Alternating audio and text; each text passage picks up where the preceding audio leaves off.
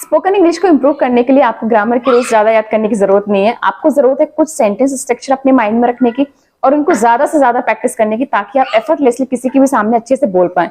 तो आज की इस वीडियो में फिर से आपके लिए लेकर आए 3 एडवांस सेंटेंस स्ट्रक्चर जो आपकी स्पोकन इंग्लिश को एक लेवल अप करेंगे। तो बिना किसी देरी की इस वीडियो को शुरू करते हैं। Hi, my name is Sandhya Gupta and you are watching me on Practice Planet.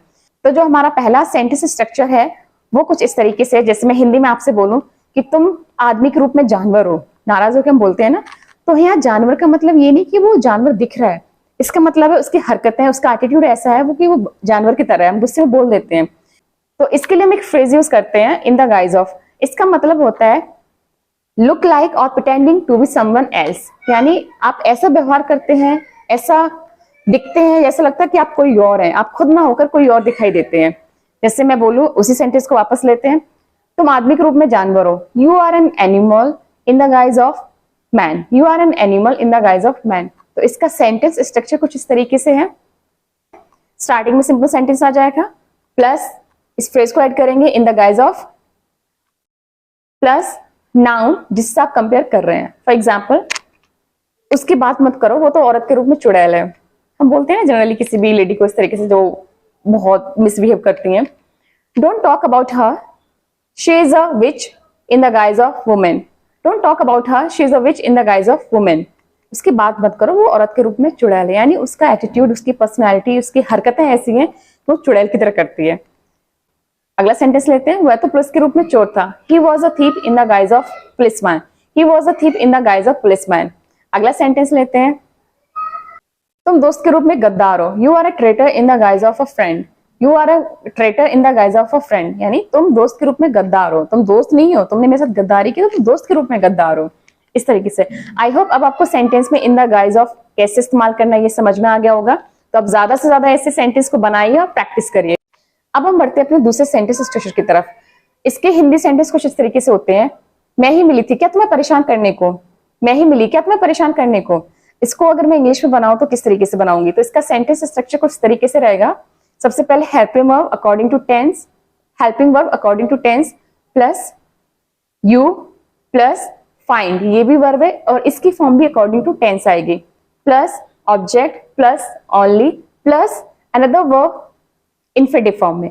तो जैसे मैं एग्जांपल लूं, मैं ही मिली क्या तुम्हें परेशान करने को, तो ये हमारा पास्ट इंडेफिनिट टेंस है। तो इसको हम कैसे ट्रांसलेट करेंगे, did you find me only to bother, did you find me only to bother. अगला सेंटेंस बनाते हैं, तुम्हें मैं ही मिली हूं क्या लड़ने के लिए, तुम्हें मैं ही मिली हूं क्या लड़ने के लिए। Have you found me only to fight, have you found me only to fight. तुम्हें मैं ही मिली हूं क्या रुलाने के लिए, have you found me only to make cry, have you found me only to make cry. वही मिली क्या तुम्हें बेवकूफ बनाने के लिए, did you find her only to make fool, did you find her only to make fool. वही मिली है क्या तुम्हें शादी करने के लिए, कई बार बोलते हैं सेंटेंस, तो वही मिली है क्या तुम्हें शादी करने के लिए, तो ये भी हमारा पास्ट इंडेफिनिट है। Did you find her only to marry, did you find her only to marry. यही मिला है क्या तुम्हें खाने के लिए, did you find it only to eat, did you find it only to ईट।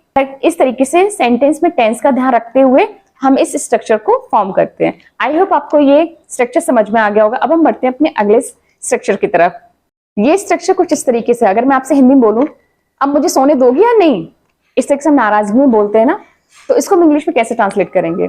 इसका जो प्रॉपर स्ट्रक्चर है वो कुछ इस तरीके से, सबसे पहले now plus will you plus late plus object plus verb plus और नॉट। चलिए एग्जाम्पल से समझते हैं। अब मुझे खाना खाने दोगी या नहीं, now will you let me eat food or not, now will you let me eat food or not. अब मुझे सोने दोगी या नहीं, now will you let me sleep or not, now will you let me sleep or not. अगर आपको अब ना बोलना हो तो नाउ हटा के बाकी सेंटेंस हम वैसे ही रख सकते हैं। जैसे पढ़ने दोगी या नहीं, will you let me read or not, will you let me read or not.